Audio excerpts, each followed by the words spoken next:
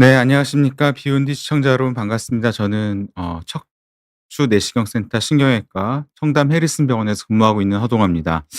오늘 제가 말씀드릴 내용은요. 이게 이제 보통 디스크 하면 허리잖아요. 요추부. 네, 요추. 이 요추에만 이제 허리 디스크가 생기는 게 아니라 흉추에도 생기거든요. 등뼈에도 생기는데 이 등뼈에 생기는 척추 질환은 어떤 게 있는지, 그다음에 진짜 이런 질환이 심각한 정도라면 그 경우에도 척추 내시경으로 치료할 수 있는지, 오늘 거기에 대해서 말씀을 좀 드리도록 하겠습니다. 이게 등이거든요. 근데 등신경은 허리신경이랑 굉장히 다릅니다. 뭐냐면은 등신경은 신경 덩어리예요. 척수신경 덩어리가 지납니다. 뇌에서 목을 지나서 등을 지나서 그다음에 허리로 내려오는데, 신경 덩어리는요, 허리 상부에서 끝나고 그다음에는 국숫가닥 같은 얇은 신경으로 바뀌어요. 신경 가지로. 그래서 이게 뭐랑 비슷하냐고 얘기를 하냐면 말꼬리랑 비슷하다 그래서 말총이라고도 부르고요. 말총신경으로 바뀌는데, 이 등 쪽 신경은 신경 덩어리예요. 그래서 척수신경이 지나갑니다. 그리고 목보다 오히려 더 연약한 신경들이 지나가고 있습니다. 그래서 이 부분은 굉장히 손상을 받기가 쉽고요. 그다음에 디스크나 협착증이 발생을 하면 허리에서는 말총신경, 신경 가닥들이 눌리거든요. 그래서 어느 정도 눌릴 때까지는 별다른 증상이 없는 경우도 많습니다. 무증상인 경우도 많지만, 이 흉추인 경우는 어느 정도 눌리게 되면, 그러니까 초기에서 조금만 벗어나면 증상이 생길 수가 있는데, 그 증상이 심각한 경우가 많다는 거예요. 이 환자분 같은 경우는 굉장히 위쪽으로 디스크가 좀 있었는데, 허리에서 따지면 초기 디스크라고 생각할 수 있는 이 정도 병변에도 환자분은 꽤 불편함을 느낄 수 있다는 겁니다. 왜냐? 척수신경 자체가 눌리기 때문입니다. 그래서 오늘 흉추, 등뼈의 디스크나 협착은 허리랑 어떻게 다른지, 또 증상은 어떻게 다른지, 치료는 어떻게 하는지 제가 오늘 좀 자세히 말씀을 드려 볼게요. 근데 이제 문제는 초기 증상은 허리나 등이나 큰 차이가 없다는 겁니다. 그래서 등에 디스크가 있거나 등에 협착이 있어도 다리가 저리고 다리가 땡기는 그런 오래 걷기가 힘든 파행 증상이 생기거든요. 사실 이런 증상은 허리 디스크나 특히 허리 협착증에서 흔히 볼 수 있는 증상들이잖아요. 근데 이런 게 등에서도 보인다는 거예요. 그래서 의외로 허리 수술까지 받으셨는데 증상에 호전이 없는 경우에 등을 검사하면 등 쪽에서 흉추에서 무슨 어떤 병변이 발견되는 경우도 있고, 그다음에 저도 허리인 줄 알았다가 허리에서 아무런 깨끗해 MRI에서 깨끗해서 등 쪽을 검사했더니 등 쪽에서 이상 소견이 보여서 허리가 아니라 등을 치료한 경우가 분명히 있습니다. 근데 인제 허리랑은 달리 어떤 증상이 오냐면, 소위 말해서 마미총 증후군 비슷한 증상이 좀 빨리 생깁니다. 그래서 아예 통증 없이 마비만 호소하시는 분들도 계시고요. 왜냐면 척수신경 자체가 눌리거든요. 두 번째는 허리랑 달리 보행장애가 생겨요. 허리에서 생기는 보행장애는 잘 걸으시는데 어느 정도 거리를 걸으면 다리가 저리고 땡기고 붕 뜨는 느낌이 나서 '더 못 걷겠다.' 하는 이런 보행장애고요. 그래서 우리가 보행장애보다는 파행이라는 얘기를 주로 하고요. 근데 등 쪽에서 어떤 디스크나 또는 협착증 때문에 이 흉추에서 뭔가가 눌리게 되면은 보행장애가 어떻게 나오냐면 걸음걸이 자체가 굉장히 부자연스러워져요. 걸음걸이가 과장돼집니다. 그래서 뒤뚱뒤뚱 걷는다는 얘기를 하기도 하고, 다리를 필요 이상으로 높게 들으면서 마치 로보트가 걷는 것처럼 걸을 수가 있어요. 왜 그러냐면 자꾸 부딪혀서 넘어지거나 이런 일이 생길 수 있거든요. 그리고 좀 더 심해지면은 대소변 장애. 소변 보기가 불편하다, 대변 보기가 불편하다, 변비가 심하다, 실금이 있다, 또는 소변이 잘 안 나온다, 이런 다양한 증상을 호소할 수 있습니다. 근데 초기 증상은 방사통이나 다리 저림, 이런 흔한 이런 허리 디스크나 허리 협착증과 굉장히 유사한 증상이기 때문에 이게 진단을 늦게 하거나 진단을 놓치는 경우가 분명히 있습니다. 그리고 허리인 줄 알고 허리부터 검사하고 허리부터 치료하는 경우도 꽤 많습니다. 그래서 요즘 많은 병원에서는 저희 병원을 포함해서 허리 수술을 할 분들도 반드시 목이나 등 쪽에 스크리닝 검사를 하는 경우가 꼭 있습니다. 다시 한번 말씀드릴게요. 이 허리 같은 경우는 조금 치료 시기가 늦어져도 의외로 괜찮은 경우도 있어요. 응급이 아닌 경우도 많고요. 한 1-2 년, 2-3 년까지 버티다가 수술하시는 분들도 있고, 당연히 그렇게 하는 걸 원칙으로 하는 경우도 분명히 있습니다. 한 2-3년 끌어도 큰 문제가 없는 경우도 꽤 있어요. 뭐 물론 이제 쪼끔 수술하고도 이제 증상이 남을 수는 있지만, 하지만은 등 흉추 같은 경우는 이 척수신경 자체가 눌리기 때문에 자칫 치료 시기를 놓치게 되면 심각한 후유증이 남을 수 있습니다. 그래서 제가 흉추 쪽으로 증상이 심하신 분들은 어떻게 말씀드리냐면 "저희 병원에 수술하세요. 저한테 수술하세요."라고 말씀드리기보다 "어느 병원을 가셔서라도 빠른 수술이 필요하다." 이렇게 말씀드려요. 물론 뭐 저희 병원에서 하신다면 저희가 최선을 다하지만, 저희 병원이 만약 못 믿어오시겠다면 "다른 병원에 가셔서라도 빨리 하셔야 된다." 이렇게 말씀을 꼭 드립니다. 그래서 흉추부 디스크나 흉추부 협착증은 치료 시기를 늦추면 안 돼요. 수술이 필요한 경우에는 빨리 해야 됩니다. 네.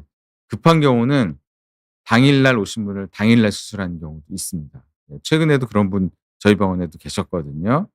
그래서 다시 한번 저희가 말씀드리고 싶은 게 뭐냐면, 흉추부, 등뼈 협착증도 요추부 협착증과 굉장히 증상이 유사하고 거의 똑같을 때도 있어요. 뭐 도저히 구분이 안 가요. 말씀하시는 것만 들어서는 하나도 구분이 안 갈 때도 많다. 이거를 제가 꼭 말씀드리고 싶고요.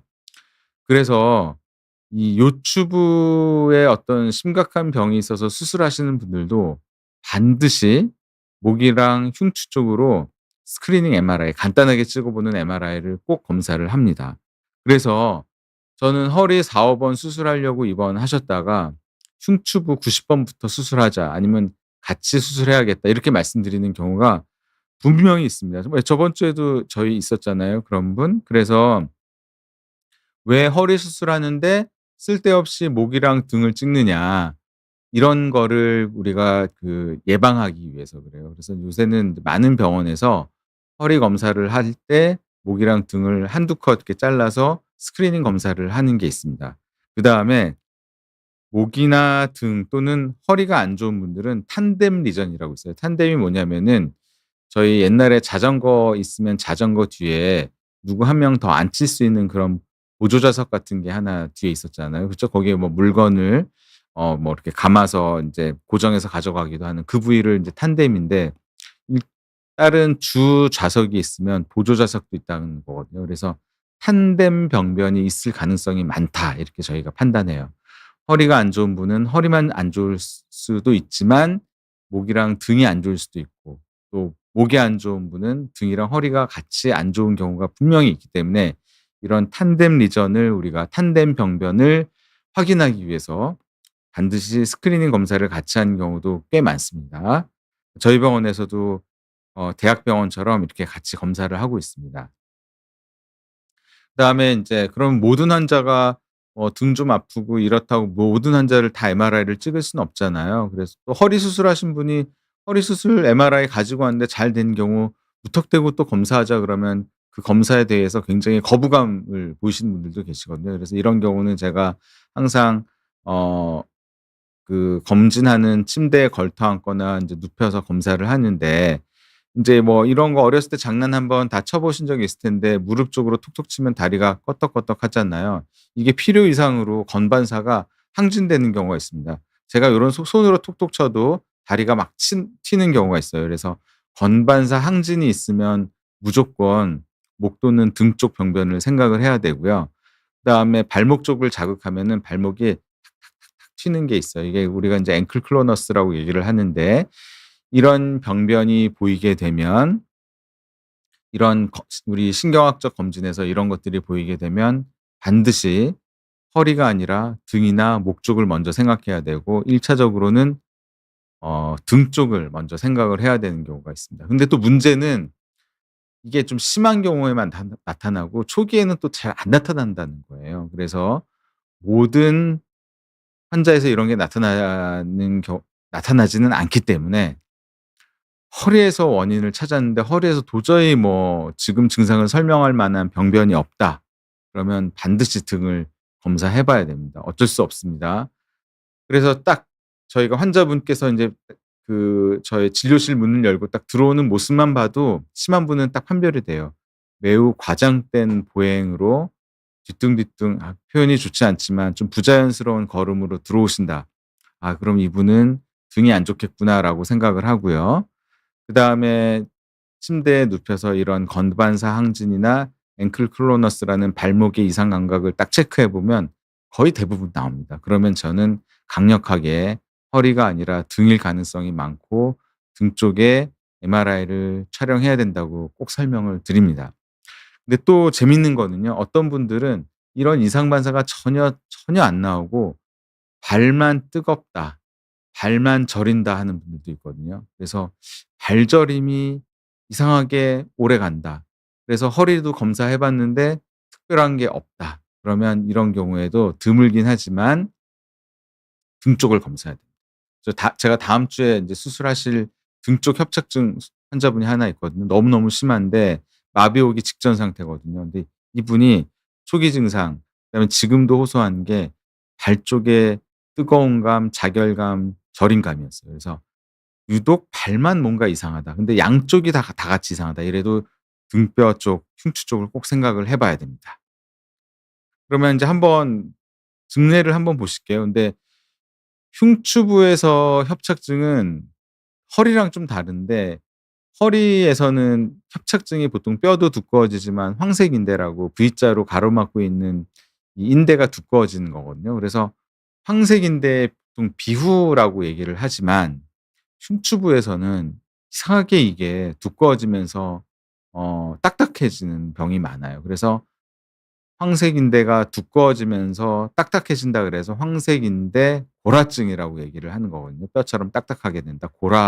뼈로 변한다. 그래서 여기 보시면은 이 까맣게 보이는 게 이게 황색인대인데 굉장히 두꺼워져서 여기 신경을 꼭 누르고 있거든요. 근데 CT를 찍어 보면은 이 두꺼워진 인대가 단순 말랑말랑한 또는 질긴 인대가 아니라 이렇게 두꺼워진 게 딱딱하게 굳어 있어요. 그래서 흉추부 협착증인 경우는 거의 대부분의 경우에 황색인대 골화증을 동반하는 경우가 많고요. 이런 병은 서양인보다는 일본, 뭐 대만, 그다음에 중국, 몽골, 한국 이렇게 동양 사람들, 아시안계 어 인종에서 많이 발생하는 걸로 되어 있습니다. 그래서 우리나라에서 황색인대 골화증 환자가 꽤 많습니다. 일본도 많고요. 중국도 많습니다. 이 다음에 또 하나 보시면은 이 환자분도 여기가 신경 통로가 굉장히 좁게 좁아져 있거든요. 양옆에 여기 보시는 까만 게 황색인대거든요. 그럼 단순히 황색인대가 두꺼워지기만 했느냐? 그렇지 않아요. 옆에 보시면 이 황색인대가 하얗게 딱딱해져 있습니다. 그래서 황색인대 골화증 그러니까 척추부 협착이 있는 환자분은 반드시 CT 검사해서 이게 딱딱해져 있는지 여부를 확인하는데 거의 90% 이상 딱딱해져 있습니다. 그러면 수술 쪽을 좀 고려해야겠죠. 그러니까 환자분께서 불만이 많으실 때도 많아요. 허리 검사한 거 다 가져왔는데 보고 괜찮다고 제가 또 등 MRI 찍어 보자고 말씀드리죠.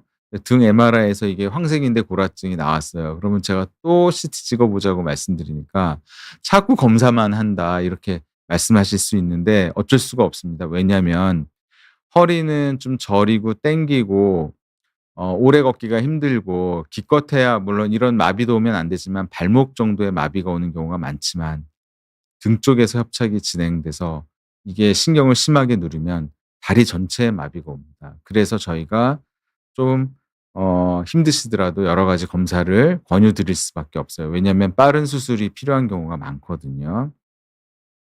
그래서 이 흉추부 협착인데 증상이 심하면은 수술적 치료가 필요한 경우가 많아요. 허리에서는 협착증 때문에 수술하는 경우 10명 중에 1-2 명밖에 되지 않을 것 같거든요. 근데 흉추부 협착증이 진단되는 환자는 대부분 늦게 진단되는 경우가 많아서 제 생각에는 한 30-40%는 수술을 해야 되는 경우가 굉장히 많아요.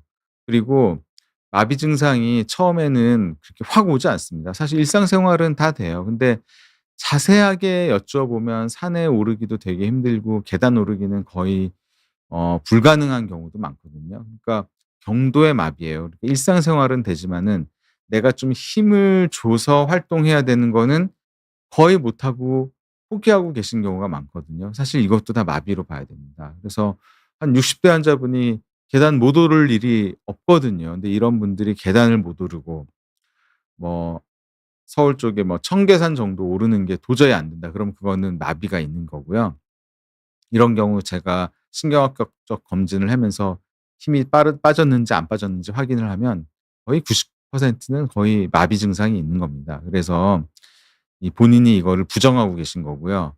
그다음에 여기서 좀 더 진행이 되면 일상생활 자체가 좀 불가능해지고 굉장히 이 보행 자체가 부자연스러워져요. 걸음걸이 자체가 딱 봐도 이게 굉장히 부자연스러운 게 보이고요. 경우에 따라서는 "술을 마신 거 아니냐." 뭐 이런 식으로 오해를 받는 경우도 분명히 있습니다. 그다음에 인제 두 번째로 말씀드릴 게 사실 디스크 환자도 있지만은 우리나라에서는 제가 봐서는 협착증, 황색인대 고라증 환자분이 더 많다고 생각하고요. 두 번째는 인제 디스크인데요.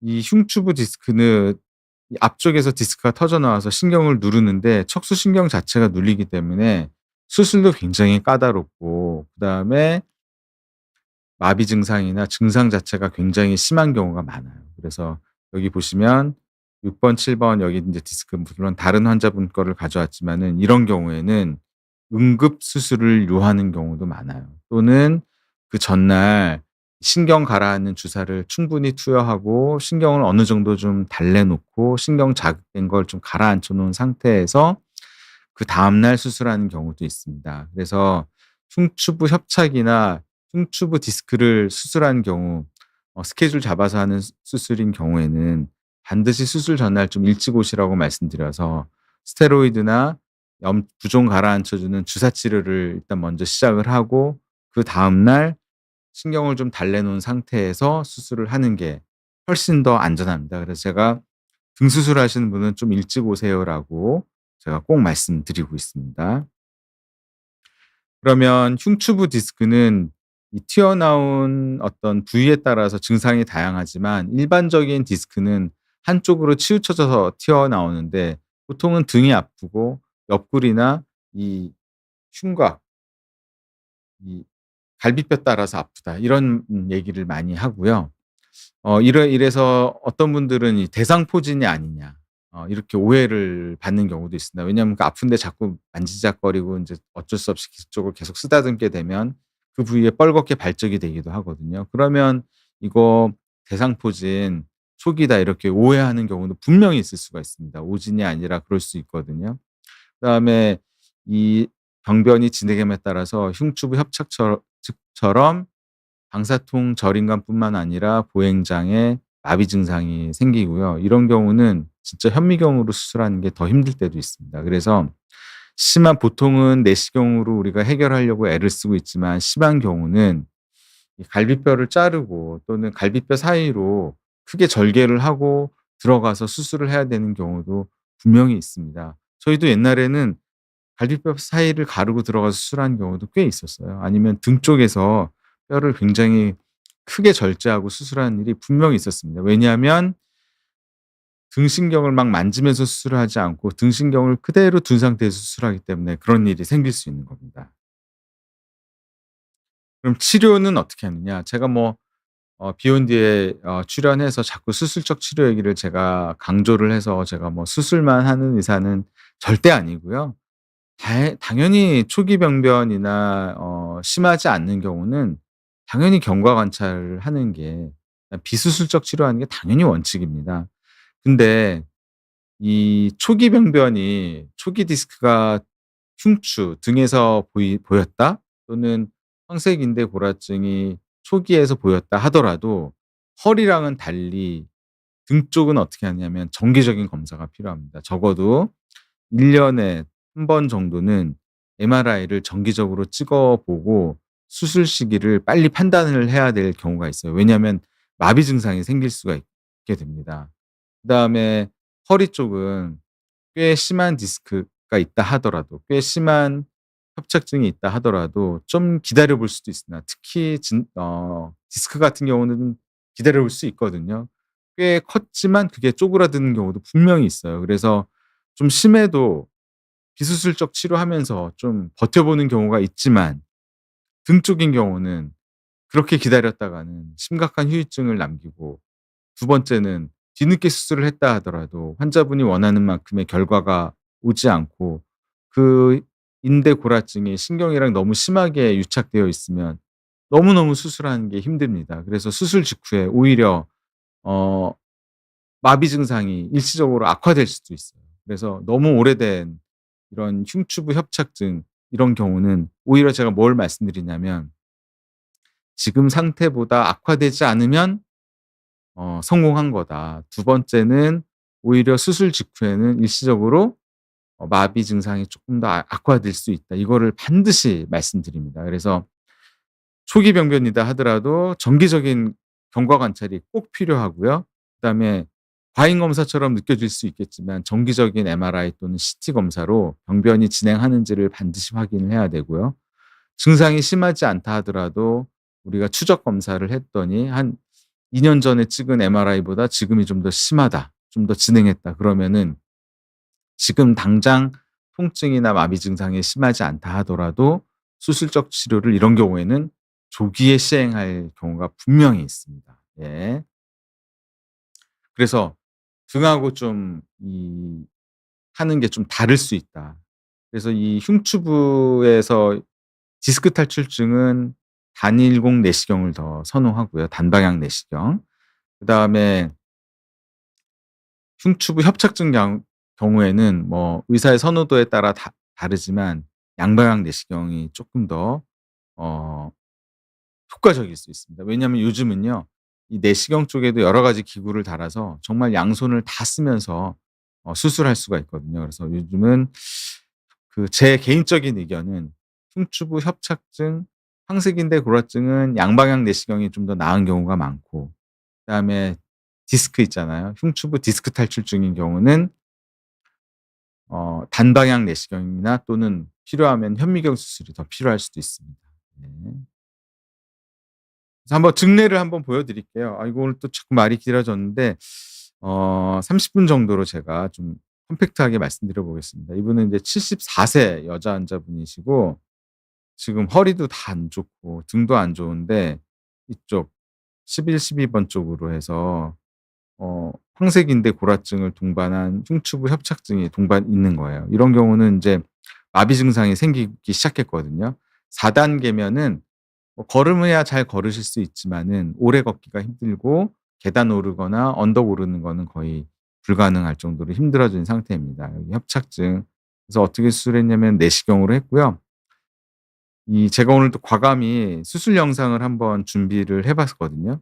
왜냐하면 수술 설명 많이 들으시는데 정말 수술 어떻게 하는지 영상 보신 분이 한 분도 없잖아요, 일반 환자분들은. 그래서 제가 한번 준비를 해 봤습니다. 보시면요. 이거 딱딱하게 보이는 거 보이세요? 이게 다 딱딱해진 황색인대 골화증이에요. 근데 여기 노랗죠? 아직 덜 굳어진 황색인대랑 동반돼 있어서 그래요. 근데 이게 지금 어떻습니까? 여기 안쪽 신경인데 안쪽 신경이랑 딱 들러붙어 있어요. 너무 오래됐어요. 이러면 저희도 수술하면서 정말 한숨이 나옵니다. 이거 수술하기 쉽지 않겠네. 하지만 조심조심 이렇게 박리하는데요. 지금 이게 1 배속이 아니고요, 2 배속입니다. 2 배속이니까 얼마나 천천히 꼼꼼히 하시는지 아시겠죠? 이렇게 천천히 박리를 하고, 너무 오래 눌려 있었기 때문에 여기 신경막이 얇아져 있는데 여기 지금 딱딱한 걸 이렇게 제거합니다. 이게 녹아 없어지겠습니까? 그리고 신경도 굉장히 막이 얇아져 있고요. 반대쪽에도 딱딱해져 있는, 왜 황색이냐면 색깔이 노란색이죠. 반대쪽에 있는 황색인대 골화증도 제거하고, 지금 이 수술 기구들이 다 1 밀리, 1.5 밀리, 2 밀리 이렇습니다. 신경을 거의 건드리지 않고 수술을 하고 있거든요. 이게 2 배속이에요. 그러니까 얼마나 수술하는 모습이 슬로우 모션 같이 보이겠습니까? 그래서 수술할 때는 굉장한 인내심을 요구합니다. 이 내시경으로 목이나 등을 수술할 때는 정말 인내심을 요구하고요. 여기도 신경 오래 눌려 가지고 지금 폭 들어가 있어요. 이게 좀 더 펴져야 되거든요. 그다음에 바깥쪽으로도 남아 있는 이런 작은 뼈 조각들도 정말 악착같이 제거합니다. 아마 지금 이게 1 밀리 펀치라는 1 밀리 사이즈 기구거든요. 요렇게 다 제거를 하게 되면 수술이 끝난 거고요. 이게 지금 2 배속이다. 그러니까 제가 얼마나 천천히 수술하고 있겠습니까? 수술했더니 인제 그다음에 지혈하고요. 이게 인제 신경 통로가 이렇게 확 넓어진 거예요. 약간 혐오스러우실 수도 있겠는데 실제로 이렇게 수술합니다. 예. 이렇게 수술하고 수술을 마칩니다. 이렇게 넓혀 놔도 증상이 좀 남는 경우도 있고 해서요. 이 흉추부 황색인대 골화증은 정말 수술 시기를 결정하는 게 굉장히 중요하다 제가 말씀드릴 수 있고요. 그러니까 수술 전이 이렇게 보이는데 수술 후에 어떻게 됐습니까? 이렇게 확실히 보이죠. 계란 후라이처럼 보여야 돼요. 어 노른자가 신경입니다. 흰자는 여유 공간이에요. 근데 여기는 노른자도 안 보이고 노른자만 보이는데 노른자도 찌그러져 보이잖아요. 근데 여기는 어떻습니까? 노른자가 동그랗게 잘 보이고 주변에 하얀 부분이 보이잖아요. 흰 부분, 여유 공간입니다. 이렇게 보여야 돼요. 정상은 이렇게 보여야 되거든요. 네. 그래서 여기 좁아졌는데 여기 다 넓혔고요. 이 환자분은 나중에 밑에 협착증도 너무 심해서 추가적으로 수술을 제가 해 드렸던 분이고 많이 좋아졌습니다. 두 번째 아까 한번 보여 드렸죠. 이분은 수술을 너무너무 망설이셨어요. 그래서 이 병원도 가 보고 저 병원도 가 보고 저 충분히 이해합니다. 수술 누가 받고 싶습니까? 수술 안 할 수는 없나요? 허리 디스크처럼 자연 소실은 없나요? 오히려 이런 환자분은 인대 골화증이 점점점 더 커집니다. 왜냐? 등을 계속 쓰면은 이 부분에 부하가 걸리면서 뼈는 자라게 돼 있거든요. 그래서 잘 설득을 했고 내시경으로 할 수 있다고 하니까 그래도 어 용기를 내셔서 하셨고요. 이게 1년 이상 끈 이렇게 환자분은 저희도 너무 수술하기가 무섭습니다. 왜냐면 아예 신경막이 녹아 없어진 경우도 있고 이 부분에 유착이 너무너무 심해요. 그래서 저희도 정말 스트레스 받습니다. 예. 수술했는데 일시적으로 마비도 증상 진행되면 환자분도 힘들고 저희들도 너무너무 힘들거든요. 영상 한번 보여 드릴게요. 이게 인제 다이아몬드 드릴이거든요. 다이아몬드 드릴로 굉장히 인제 살살 갈고 여기 안쪽에 신경 이게 황색인대 골화거든요. 이게 이렇게 커요. 이게 저절로 녹아 없어지겠습니까? 오히려 더 커집니다. 이거를 신경을 다치지 않고 기구를 통해서 잡아 주고요. 예. 그 상태에서 조심스럽게 여기 유착이 돼 있잖아요. 그거를 최대한 조심스럽게 박리를 해 주고요. 예. 신경을 또 누르면서 수술을 하면 안 돼요. 허리처럼 신경을 누르지 않은 상태에서 정말 조심조심. 근데 이것도 지금 2 배속으로 수술하고 있는 겁니다. 그러니까 2 배속으로 제가 영상 편집한 거거든요. 지금 노랗게 보이죠 실제로 이거를 어 정확히 제거를 해 줍니다. 예. 보시면은 다 제거됐죠. 예. 어 이런 수술하기 전날은 저희 회식도 안 합니다. 예. 다음날 수술 잘해야 되기 때문에 아주 중요한 모임이 있다 하더라도 양해를 구하고 안 가고 집에 가서 일찍 잡니다. 수술하게 되면 여기 이만큼 있었던 황색인대 골화증이 여기 완전히 제거됐는데 보시면은 흰자가 좀 모자르잖아요. 그쵸? 이게 너무 오래 눌려 있어서 그래요. 이게 물론 시간이 지나면 더 펴지긴 하는데 이게 좀 아쉬워요. 너무 오래 눌려 있으면 눌려 있는 신경이 약간 퇴행성 변화, 위축이 오면서 좀 아쉽게 덜 펴지는 일이 있거든요. 그래서 허리는 뭐 좀 버텨 보고 비수술로 쪼끔 더 끌고 가볼 수 있지만 흉추부 협착이나 흉추부 디스크는 정말 주치의분하고 상의하셔서 적절한 수술 시기를 결정하는 게 굉장히 중요하다 제가 오늘 말씀드립니다. 근데 뭐 이 다른 전에도 이런 걸 보여 드렸지만은 어 크게 째지 않고 네 요만큼만 절개해서 내시경으로 수술할 수 있다는 거예요. 그러면 환자분도 부담감 훨씬 덜 하시잖아요. 그래서 오늘 정리해서 한번 말씀드리면요. 흉추부 등뼈 디스크나 등뼈 협착증은 허리에 그것과 매우 유사한 증상이 있을 수가 있습니다. 하지만 허리를 치료했음에도 불구하고 증상이 남는 경우는 흉추부를 반드시 확인을 해야 되고요. 또 검사를 했더니 흉추부에 "허리에는 별 병변이 없다." 이렇게. 근데 "나는 너무 아프고 힘든데 왜 이러지?" 그러면 반드시 흉추부를 추가로 검사를 해 봐야 되고요.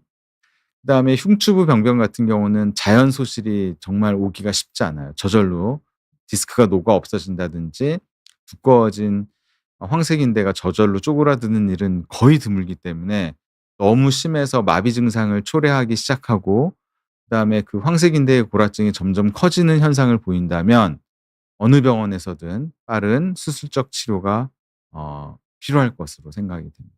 네.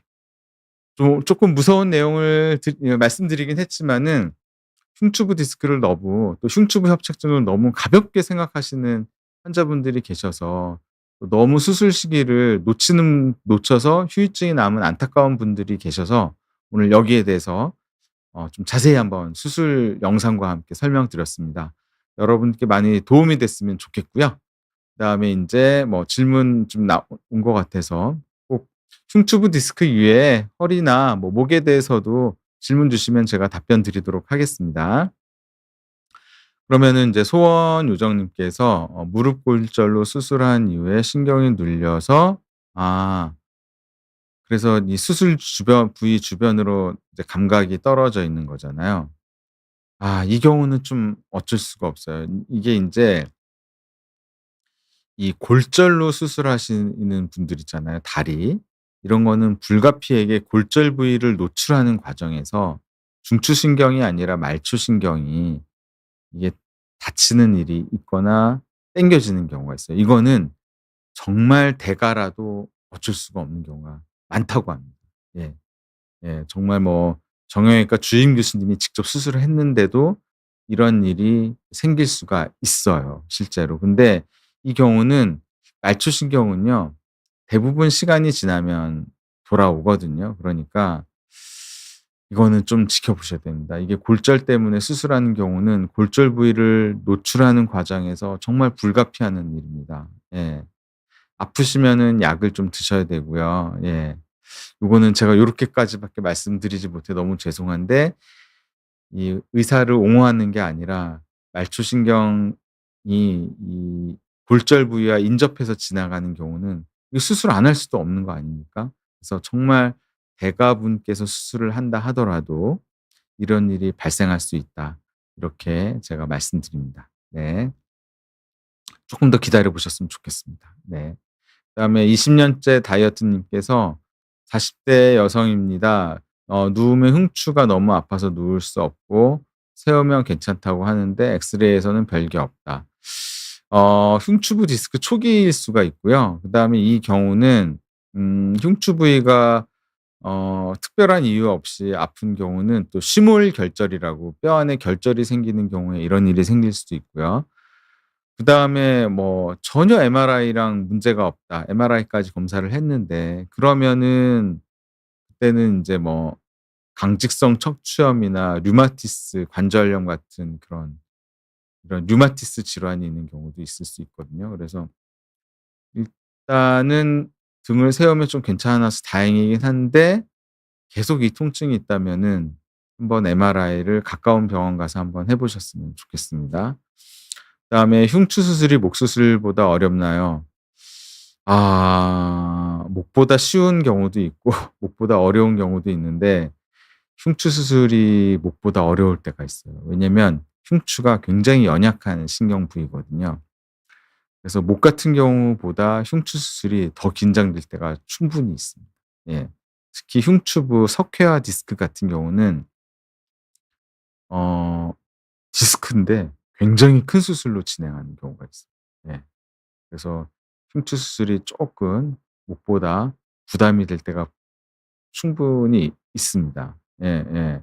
그다음에 인제 흉추 어깨 가동성 사실 이게 스트레칭이 굉장히 다양한데요. 이거는 사실 지금 제가 보여 드리는 건데 등 쪽을 배를 내미는 이 운동을 흉추 자체의 가동성을 해 주고요. 그다음에 팔을 뒤쪽으로 당겨 주는 거예요. 사실 이게 목 쪽에서도 하는 스트레칭이거든요. 예. 이 자체를 해 주시는 거예요. 이 자체를 해 주시고 그다음에 뒷짐을 진 상태에서 양옆으로 당겨 주시면 굉장히 어 악소리 나신다는 분들도 계시거든요. 그래서 그냥 앉아서 할 수 있는 등의 아주 기본적인 스트레칭은 팔을 뒤쪽으로 당겨 주면서 앞으로 당겨 주는 겁니다. 네. 그다음에 사실 팔 돌려 주는 거예요. 예. 이거는 다음에 한번 저희 물리치료 실장님이랑 한번 같이 나와서 한번 시범 보이면서 예 제가 하는 것보다 더 전문가가 보여 드리는 게 더 나을 것 같아요. 네. 그다음에 버헤드 스쿼트 같은 경우는 사실 굉장히 좀 쉽지는 않겠죠. 요거는 다음에 한번 제가 말씀드릴게요. 네. 그다음에 사는 산이고 님께서 허리 디스크인데 진료를 하면서 척추 내시경 치료를 위해 척추 내시경을 보아야 한다? 이거는 사실 저는 좀 이해가 안 되는데요. 뭐냐면은 허리 디스크야 MRI에서 분명히 진단이 되는 거고요.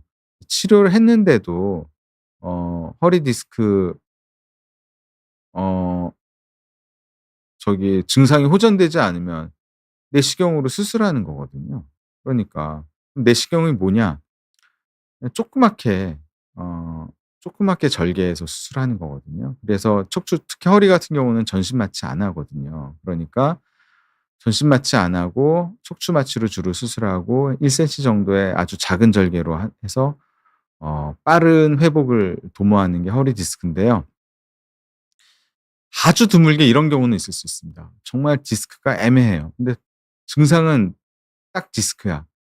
근데 보존적 치료를 했더니 치료 결과가 너무 일시적이다. 이런 경우는 저희가 한번 내시경으로 직접 확인하면서 수술한 경우가 있는데 이런 경우는 아주 흔한 경우는 아니에요. 1 년에 한 분 정도 있을까 말까? 네. 답변이 됐으면 좋겠습니다. 그다음에 다이아나 브라운 님께서 "허리가 열이 나면서 아프시다." 왼쪽 다리도 아픈데 그러면 왼쪽 허리도 아프고 일단은 그래도 기본적으로는 허리를 먼저 보는 게 맞기는 합니다. 근데 인제 허리에도 문제가 별게 없는데 불편하면은 그 등뼈, 흉추 쪽으로 인제 검사를 해 보는 게 맞아요. 그리고요 요즘은 일부 병원 또는 대학병원에서는 허리를 찢게 되면 목이랑 등 스크리닝 MRI 있는 거를 그냥 같이 찍는 경우도 꽤 있습니다. 네 저희 병원에서도 증상이 너무 모호한 경우에는 아예 그렇게 하는 경우도 분명히 있습니다. 그다음에 압록강 님께서 허리 통증이 지속이 돼서 스테로이드 주사를 1 주일에 2 번이나 맞고 다양한 뭐 여러 가지를 했는데 계속 아프시다. 근데 이게 뭔지 잘 모르시겠다는 거죠. 일단 허리 통증으로 스테로이드 주사를 맞았다는 걸 봐서는요. 2 가지 가능성이 있는데 통증 유발점, 통증을 유발하는 포인트 근육에다 주사를 맞았을 가능성이 있고 두 번째는 허리 통증의 큰 요인 중에 하나가 후관절, 뒤에서 잡아주는 관절이거든요. 그래서 후관절에다가 주사를 맞았을 가능성이 많이 있습니다. 근데 주입하는 약물에 스테로이드가 일부 들어가서 자꾸 우리나라에서는 자꾸 "스테로이드 주사다." 하지만 스테로이드뿐만 아니라 3 가지 약물을 동시에 섞어서 주입하고 스테로이드는 굉장히 저용량으로 주입하기 때문에 스테로이드 주사라고 얘기하기는 그렇죠. 통증 주사를 맞으신 거고요. 그다음에 이것 때문에 너무 아파서 아마 이거는 내시경은 아니고 경막외곽 척추강 신경 박리술 및 추간공 확장술을 시행했다고 하지만 저는 시술로 하는 추간공 확장술은 믿지 않습니다. 뭐 기껏해야 풍선이나 고주파 같은 걸로 좀 넓힌 것 같긴 한데 그거는 저는 제대로 되지 않는다고 생각하는 사람이고요. 그러면 경막외곽 척추신경 박리술을 했다는데 그러면 협착증이 동반돼 있는 데다가 카테터라는 그 얇은 관을 집어넣어서 그쪽에 유착을 좀 풀어 주고 약물을 주입을 한 거다. 이게 좀 그림을 보면서 설명하면 편한데 네 고렇게 제가 정리해서 말씀드릴 수 있습니다. 그런 걸 받으실 거예요. 예. 그래서 허리 통증을 유발하는 부위에다가 주사 치료를 하신 거고요. 척추신경 박리술은 얇은 카테터를 허리신경 쪽에 집어넣어서 유착도 박리해 주고 약물을 충분히 넣어주는 시술을 받으신 거다. 이렇게 결론 지으시면 되겠습니다. 그다음에 우럭이 님께서 MIS는 미니멀 인베이시브의 약자예요. 그래서 그건 최소 침습, 최소 절개 수술을 얘기하는 거고요. 현미경 수술과 현미경 내시경 보조 유압술 그러니까 MIS 유압술하고 척추 내시경 보조 유압술의 차이는 무엇인가? 제가 이건 정확히 말씀드릴 수 있어요. 옛날에는 저도 이만큼 째고 하는 수술을 했었어요. 그냥 일반적인 고식적인 절개 수술. 그다음에 MIS 미니멀 인베이시브 현미경 유압술은 뭐냐면 요만한 튜브라는 얇은 관을 꽂고 수술을 했습니다. 하지만 피부 절개는 좀 돼요. 지금도 그 수술을 하고 있고요. 저도 때로는 이 수술이 필요한 경우도 있다고 생각합니다. 근데 거기서 더 피부 절개를 줄이고 더 조직 손상을 줄이려고 하는 게 내시경으로 유압을 하는 겁니다. 근데 결론은 뭐냐면 튜브라는 리트랙터를 사용한 현미경, 튜브란 얇은 통 같은 걸 꽂아 놓고 하는 수술이거든요. 그 수술로도 유압이 충분히 가능한데 최근 지견에 따르면 그것도 굉장히 피부 절개를 줄였지만 거기서 더 피부 절개와 조직 손상을 줄일 수 있는 게 척추 내시경 보조 유압술입니다. 네. 근데 둘 다 괜찮아요. 근데 어떤 경우는 현미경으로 해야 되는 경우도 분명히 있습니다. 하지만 많은 경우에 현미경, 내시경 그러니까 척추 내시경 보조 유압술로 할 수 있습니다. 네. 그다음에 인제 걸음걸이가 이상해서 허리 검사를 했는데 이상이 없다. 네. 목 때문에도 그럴 수가 있어요. 목에서 신경이 눌려도 보행 장애가 올 수가 있고요. 만약 목에서도 이상이 없다 그러면은 이 보행 분석이나 이런 검사들이 있거든요. 그걸 어디서 하냐? 정형외과에서도 하고요. 재활의학과에서도 합니다. 그래서 나 목이랑 등, 허리 다 검사했는데 신경 문제 아닌데 영 걸음걸이가 이상하고 뭐 주변 사람 주변에서도 보행이 좀 이상하다라고 얘기를 하시면 이거는 어디로 가셔야 되느냐. 재활의학과 쪽으로 가셔서 보행 분석 이런 거 할 수 있어요. 예. 대학병원에는 있습니다. 좀 큰 재활병원에도 있을 거예요. 가셔서 보행 분석 검사 이런 거를 해 보셨으면 좋겠습니다. 네. 예 오늘도 많은 질문해 주셔서 감사드리고요. 다음에도 한번 좀 궁금하신 점에 대해서 제가 잘 정리해서 한번 말씀드리도록 하겠습니다. 그래서 오늘 뭐 제가 드린 말씀이 유익하셨으면 저희 비욘디 구독도 좀 많이 해 주시고요. 그다음에 좋아요도 많이 눌러 주셨으면 감사드리겠습니다. 네 오늘 경청해 주셔서 감사드립니다. 네 여기서 마치겠습니다. 감사합니다.